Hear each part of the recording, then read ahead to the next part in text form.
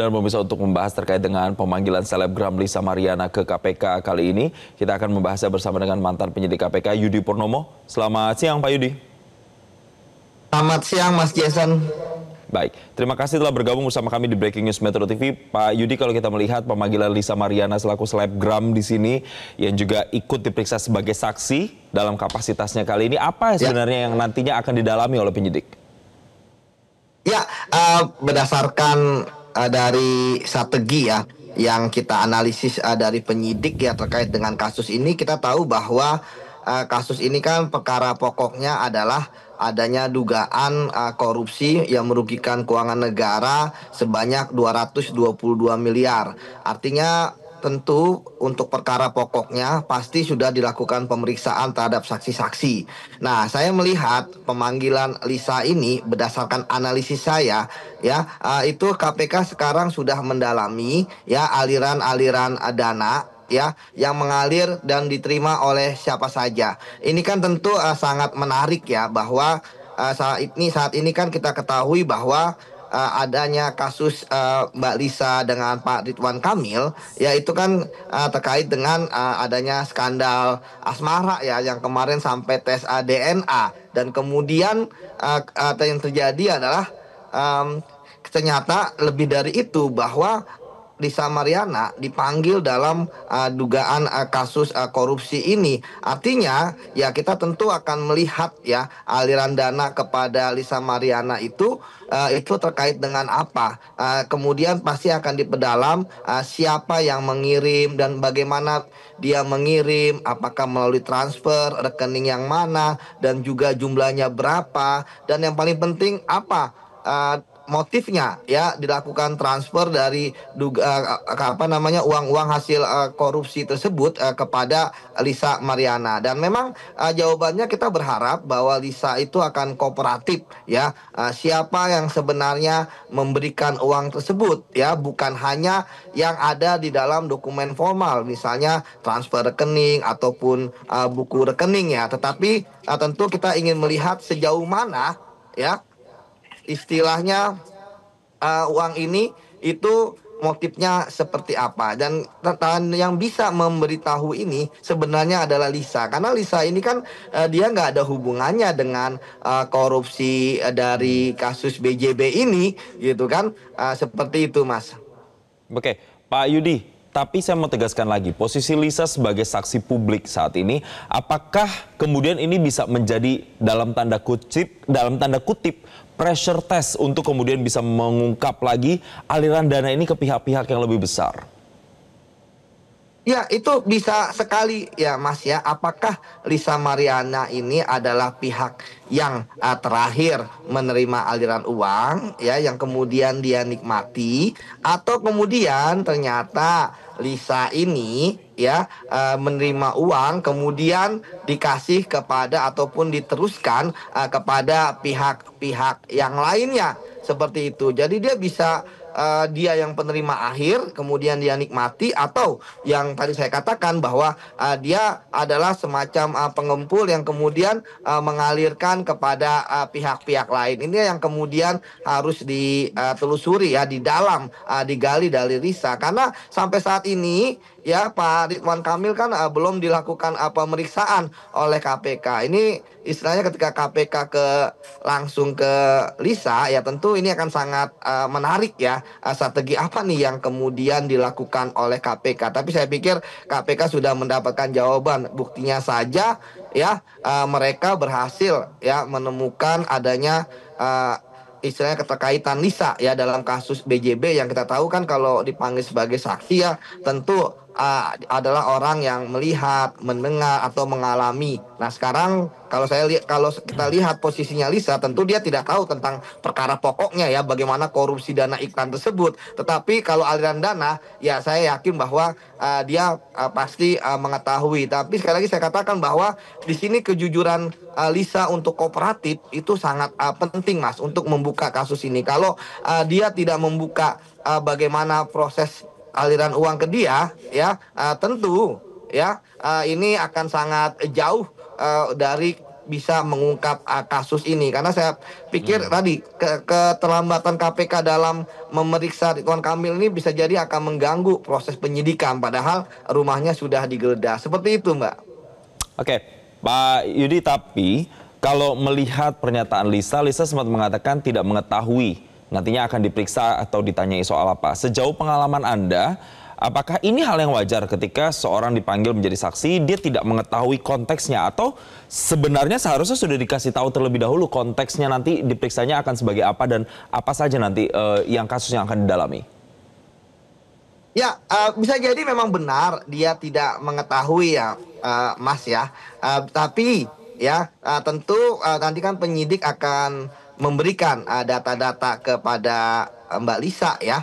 Apakah kemudian dalam bentuk transfer, apakah dalam bentuk dokumen-dokumen lainnya. Yang tentu bisa jadi Mbak Lisa ini bisa mengingat, oh ternyata ada transfer sebesar ini, oh ada jumlah aliran dana sebesar ini ya, yang kemudian dia nantinya ya akan mengingat dan kemudian menyampaikan kepada penyidik. Karena tadi saya katakan kalau untuk perkara pokok ya tentu dia tidak mengetahui, dan itu clear, Mas. Ya, dia tidak mengetahui mengenai perkara pokoknya, yaitu korupsi dana iklan ini. Tetapi tadi ya ada aliran dana yang diduga ya mengalir ke Mbak Lisa ini yang ingin diperdalam oleh penyidik ya.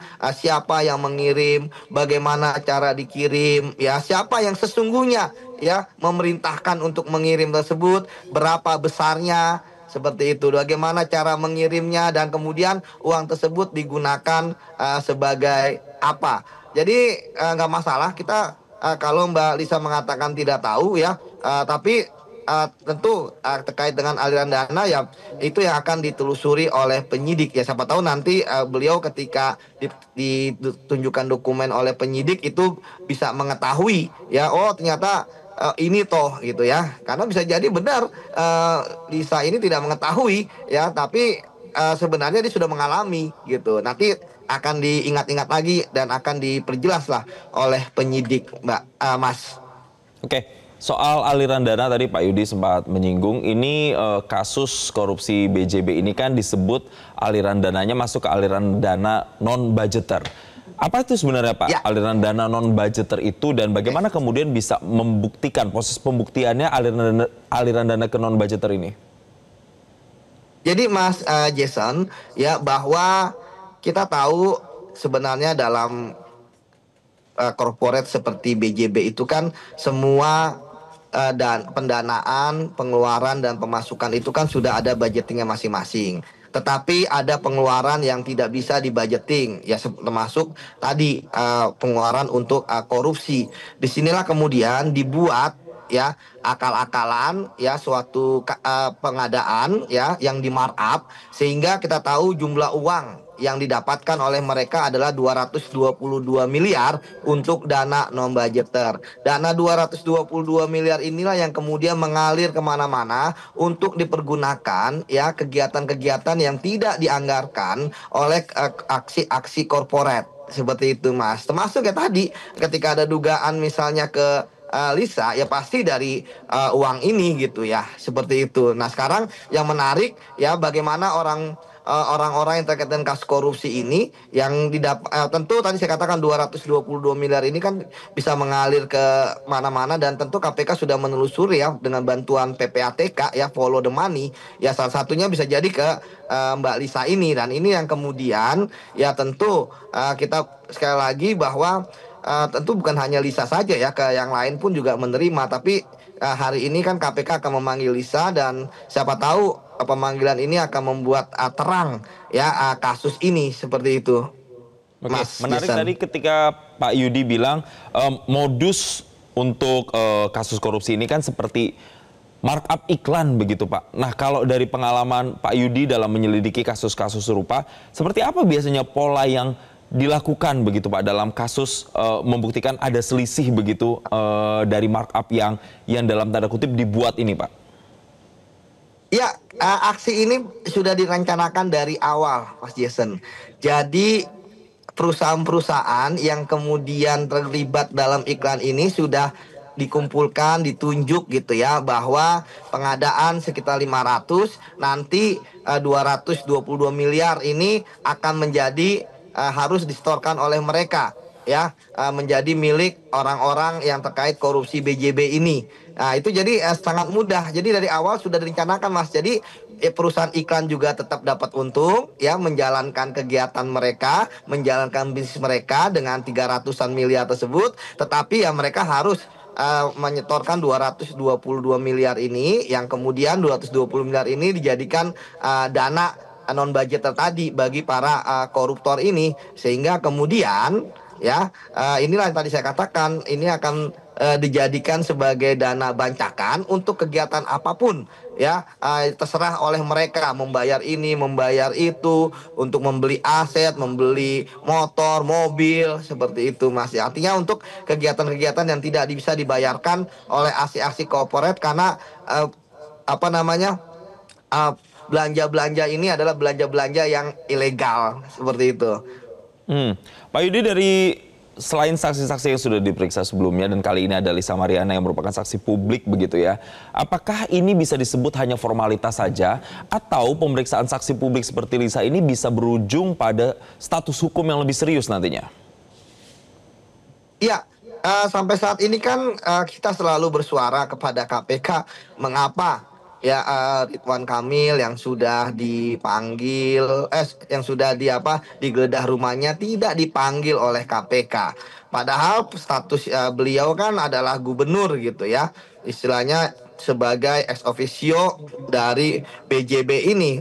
Nah, tapi kemudian ya sekarang malah KPK loncat menurut saya ya, langsung ke Lisa Mariana yang ya tadi publik sudah tahu bahwa ada hubungan yang kemudian sampai tes DNA kemarin ya kan, dan ternyata hubungan ini bukan hanya sebatas kemarin itu ya, tapi juga tadi sampai masuk ke ranah adanya tindak pidana korupsi di BJB ini. Ini bagi saya sangat menarik sekali ya kasus ini, bahwa kenapa akhirnya ada korelasi ya dalam tipikor ya, dalam kasus tangani KPK dan kasus yang ditangani oleh Bareskrim seperti oleh Polri, seperti itu, Mas. Jadi ini adalah kita akan melihat bagaimana benang merahnya seperti tadi saya sebutkan ya, bahwa penyidik ketika memanggil, apalagi penyidik KPK ya, ketika memanggil Mbak Lisa ini, tentu ya penyidik sudah mempunyai data-data awal, sudah mempunyai draft pertanyaan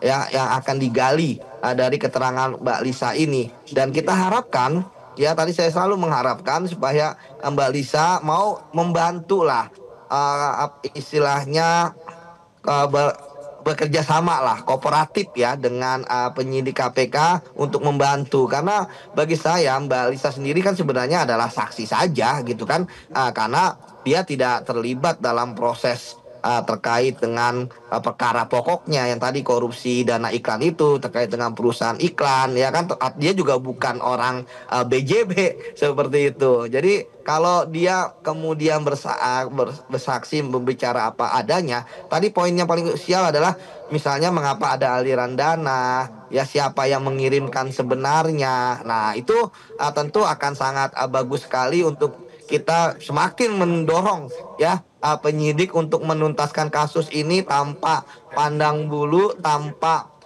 tebang pilih ya. Apalagi kita tahu bahwa kan tadi dikatakan belum dilakukan penahanan ya. Ya biasanya sih kenapa para tersangka belum melakukan penahanan, karena menunggu hasil audit ya, walaupun sudah ada ancang-ancang tadi ya 222 miliar. Bagi saya uang sebanyak itu, 220 miliar itu adalah jumlah yang besar ya, itu pasti akan mengalir jauh kemana-mana ya, tinggal keberanian KPK untuk menuntaskan kasus ini. Tapi saya percaya bahwa KPK berani ya, saya percaya bahwa pemanggilan Ridwan Kamil bisa jadi adalah strategi KPK, memang tidak saat ini dipanggil, namun ketika memanggil itu KPK sudah mempunyai data-data yang lengkap ya, sudah mempunyai hal-hal yang penting ya, sudah alat bukti dan lain sebagainya. Jadi saya berharap sekali lagi sebenarnya kasus ini tidak berlarut-larut ya, supaya tidak menjadi beban juga bagi KPK, dan ini kan juga menjadi tunggakan perkara di KPK. Seperti itu,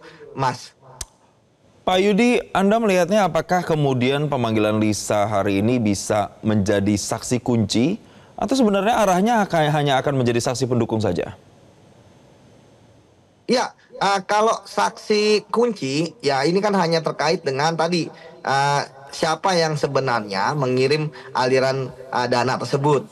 Ya, tetapi kalau untuk membongkar kasus yang terkait dengan BJB, saya pikir itu terlalu jauh begitu ya, Mas Jason ya. Jadi ini sebenarnya hanya satu ya dari sekian banyak saksi yang bisa memberikan keterangan untuk memperkuat bahwa telah terjadinya tindak pidana korupsi. Ini bagi saya adalah apa namanya semacam petunjuk ya bahwa terkait dengan aliran BJB itu alirannya mengalir kemana-mana dan bisa jadi ini sekaligus menunjukkan bahwa aliran dana BJB ini itu terkait dengan korupsinya itu bisa mengalir dan bisa diperintahkan kepada orang-orang tersebut mengalir ke siapa saja. Berarti ada ya orang yang mengendalikan ya uang-uang yang sebanyak kerugian negara itu 222 miliar untuk diberikan kepada siapa saja.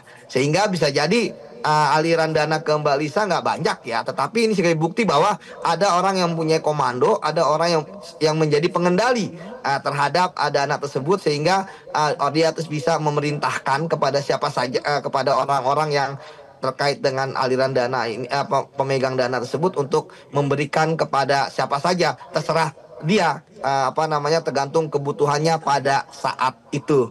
Begitu Mas Jason.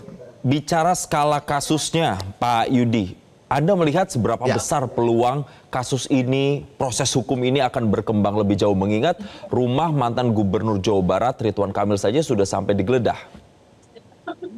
Ya, kalau sebelumnya saya nggak terlalu percaya gitu ya, KPK akan berani menindak ke atas ya. Artinya seperti pisau tajamnya ke bawah, ke atas tumpul. Tapi ya semenjak KPK melakukan OTT hari kemarin ya, dan hari ini akan diumumkan siapa tersangkanya. Saya percaya bahwa apalagi Lisa juga diperiksa, ya saya percaya bahwa KPK artinya mereka berani untuk kemudian bangkitlah dari keterpurukan, dari warisan masa lalu, untuk kemudian bisa menangani kasus-kasus besar. Saya pikir memang kita harus memberikan kepercayaan lebih kepada KPK untuk melaksanakan ini. Dan kalau bicara bahwa apakah KPK memanggil Lisa itu adalah sebagai bentuk tekanan, ya, karena apalagi kemarin kan tes DNA-nya beda ya. Saya pikir tidak. Saya pikir ini tidak ada kaitannya dengan kasus yang kemarin ya, terkait dengan tes DNA ya, tapi ini murni penegakan hukum bahwa KPK menemukan sesuatu hal dalam proses penyidikan mereka yang sudah mungkin berlangsung 2 bulan ini ya, bahwa memang mereka merasa saat ini sudah saatnya untuk memanggil Lisa ini untuk kemudian didengar keterangannya terkait dengan kasus BJB ini. Begitu, Mas Jason.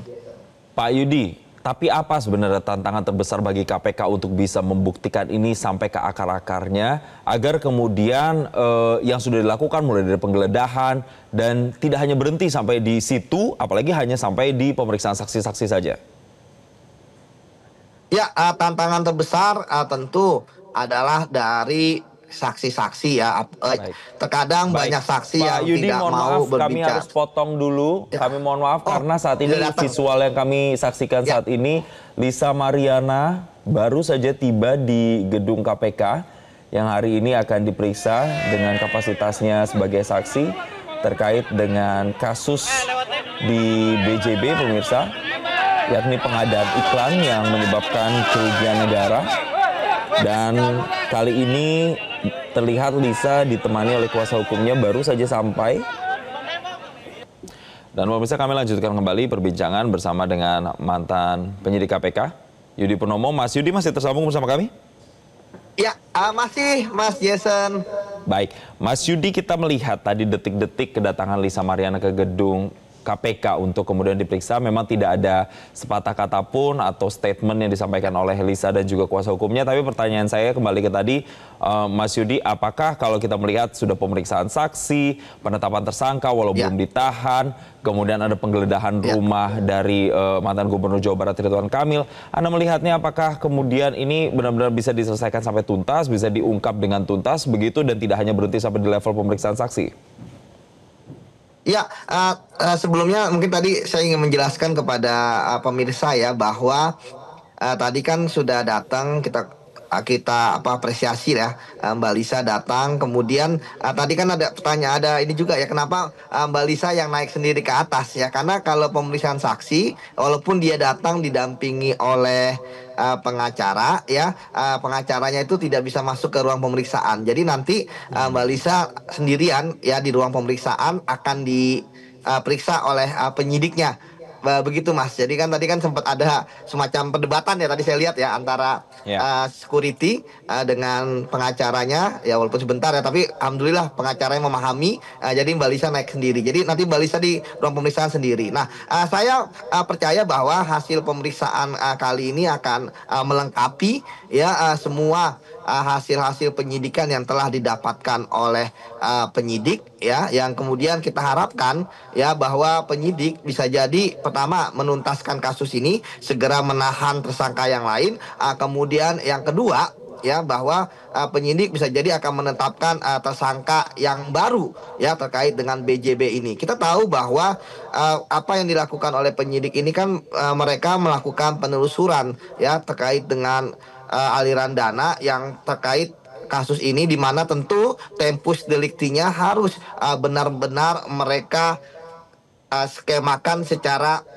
presisi ya, di mana nanti berapa saja berapa kali aliran dana itu mengalir ya kan, jumlahnya berapa, totalnya berapa, kemudian tujuannya apa, kemudian siapa yang mengirimkan, atas perintah apa, itu pasti. Jadi menurut saya pemeriksaan Lisa ini sebenarnya tidak terlalu lama ya untuk materialnya ya, tapi kalau pemeriksaan yang pertama biasanya lebih lama itu karena dia memeriksa dulu terkait dengan biodatanya ya. Kemudian pertanyaan-pertanyaan formil lain yang harus ditanyakan oleh penyidik, misalnya dalam keadaan sehat ya, kemudian apakah mengetahui perkara ini. Nah, kalau untuk perkara ini saya yakin bahwa yang bersangkutan itu tidak mengetahui ya bagaimana modus korupsinya, bagaimana motif korupsinya, karena memang bukan orang yang mempunyai kewenangan ataupun bisa terlibat langsung dalam korupsi ini. Jadi bagi saya hari ini penyidik ya harus menuntaskan pemeriksaan Mbak Lisa hari ini ya, jangan sampai ada pemanggilan-pemanggilan berikutnya, supaya apa? Supaya KPK bisa fokus lagi ya, bahwa pemanggilan Lisa Mariana bagi saya ini kan hanya untuk mempertajam ya analisis mengenai adanya relationship ya kan antara Lisa dengan Ridwan Kamil, tetapi sebenarnya lebih dari itu untuk menelusuri ya bagaimana ya kewenangan dari Ridwan Kamil terkait dengan posisinya sebagai komisaris ya di dalam ya kasus korupsi BJB ini, supaya ya kasus ini akan semakin terang benderang, tidak hanya sampai di direktur utamanya. Sampai saat ini kan yang kita tahu hanya di direktur utamanya kasus korupsi ini yang menjadi tersangkanya yang levelnya paling tinggi seperti itu, Mas Jason. Ya. Semoga dengan adanya pemeriksaan Lisa kali ini juga bisa membantu membuat perkara kasus ini juga semakin terang, karena kita melihat juga mantan Gubernur Jawa Barat Ridwan Kamil juga belum diperiksa KPK, kemudian para tersangka juga belum ditahan. Itu yang kemudian juga pertanyaan-pertanyaan yang juga harus dijawab kepada publik. Terima kasih mantan penyidik KPK Yudi Purnomo telah memberikan statementnya bersama kami di Breaking News Metro TV kali ini. Jelajahi cara baru mendapatkan informasi. Download Metro TV Extend sekarang.